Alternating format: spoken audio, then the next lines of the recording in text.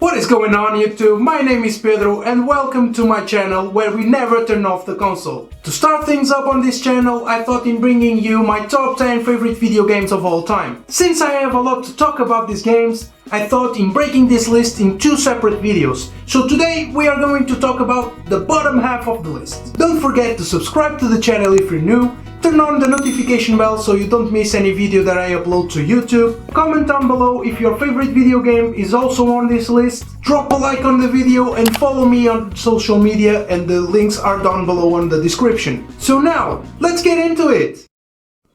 Number 10. Pokemon Gold and Silver.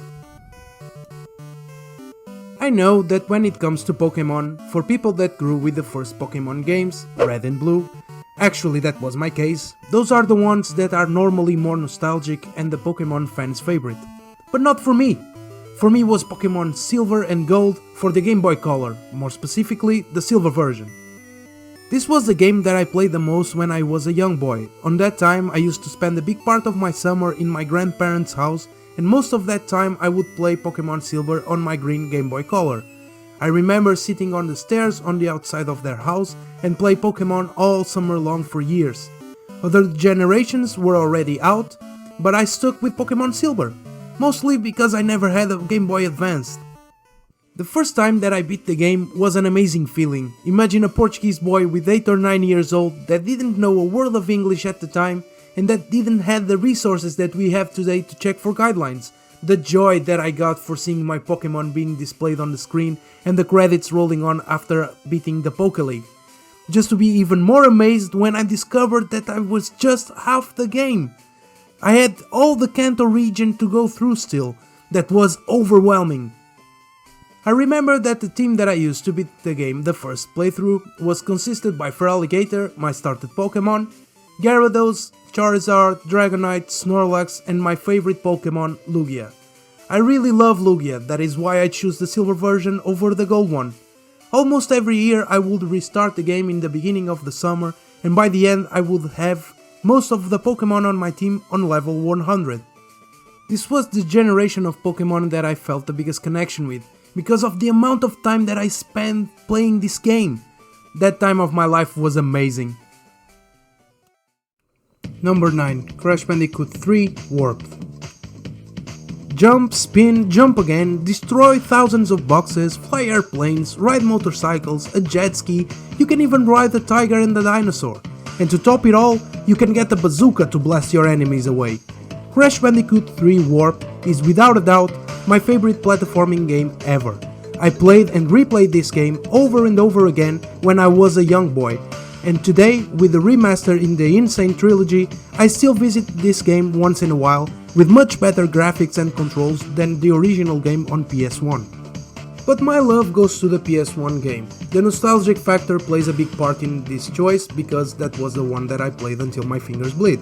It is just a fantastic game. Like in other Crash Bandicoot games, the objective is to stop Cortex from destroying the world. But in Crash Bandicoot 3, Cortex has a special ally. Well, it is more like a boss to him.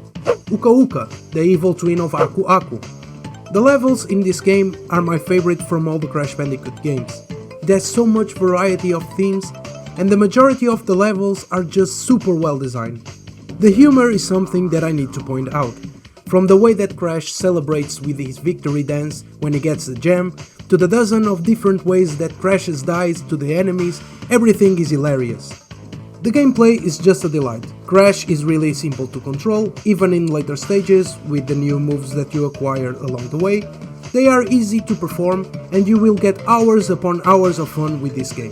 The soundtrack in this game continues the same path as the predecessors. Just amazing! But even elevates the barrier this time because of the perfect adaptation of the music to the space and time of the level that you are playing. Of course there are things that are not so great in this game. For example, the way that the motorcycle controls is really stiff, but the goods overcome the bad so much that you forgive the little flaws in Crash Bandicoot 3. If you want to spend a good time, have some fun and you like platform games, I cannot recommend a better game than Crash Bandicoot 3, especially now that you can play it with redefined graphics and controls in Crash Bandicoot Insane Trilogy. Number 8. Jak 2. What a pleasant surprise this game was. For someone that loved the first Jak and Daxter game, once I saw the previews to Jak 2, I got a little bit skeptical. The changes were so dramatic, from a colorful light-going title to a dark and focus on the revenge game, that just made me fear that I would not engage in this game like I did in the previous one. But oh boy, I was wrong. The game starts with Jak and Daxter and their crew being transported through a portal, but along the way things went wrong and they got split up. Jak and Daxter wake up in Haven City, where Jak gets captured and Daxter flees to have his own adventure. Jak has been kept captive for 2 years and has been exposed to several experiences with Dark Eco during that time. Once the two friends are reunited once again, we discover that this time around Jak is capable of talking, and that he has a really dark personality that we can see by just listening to his first intervention. I've been looking for you for 2 years! Say something! Just this once! I'm gonna kill Praxis! And to top that, he can now transform himself into Dark Jak, a side effect from the experiences that he was exposed to. I think this gave a much better dynamic between the duo, because one is a mean person filled up with revenge thoughts, and the other one, well, the other one is Daxter and he is goofy as ever, but they complement each other pretty well. So the premise of the game is really straightforward. Jak wants to get revenge from Praxis, the Haven City leader that kept him captive during all that time, doing all those nasty experiences. The graphics in this game are really good, especially when compared to his predecessor. The character models are much better polished, and we just need to compare Daxter from one game to the other to see the difference. The gameplay got big changes from the previous game. You still have the same moving set that you had on Jak and Daxter, but now you have access to 4 different types of weapons that you use to kill all types of enemies. You also have access to vehicles to go around the city in a GTA-ish style. Yes, you need to steal the vehicles from innocent people around Haven City to go from point A to point B. A really big turn from the nice and quiet guy that we met on the first game. With all these changes, in my opinion, the gameplay got much more engaging. But there were things that I didn't like about it, as for example the fact that you don't have vulnerability frames when you are hit by an enemy, and the driving in the city is good but not perfect. Too many corners that are difficult to deal with because of the responsiveness of the vehicle. One advice: if you want to try this game, use the smallest vehicle because it's the easiest to control. The soundtrack is not that memorable, but I really enjoyed the voice acting. Yes, 50% of this opinion is based on the cheesy jokes from Daxter. Here's a gun upgrade. Now get out! I need my beauty nap. Trust me, brother. There aren't enough hours in the day.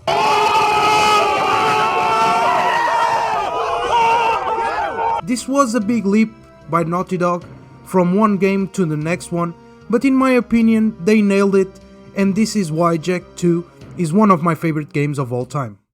Number 7. Final Fantasy X. This was my first experience with a Final Fantasy game, and oh boy, what a ride! In this game, we assume the place of Tidus, a cocky blitzball player that lives in the world of Spira, and he is the star of the Zanarkand Apes, the local team. In the beginning of the game, the city of Zanarkand is attacked by Sin, that transports Tidus into the future.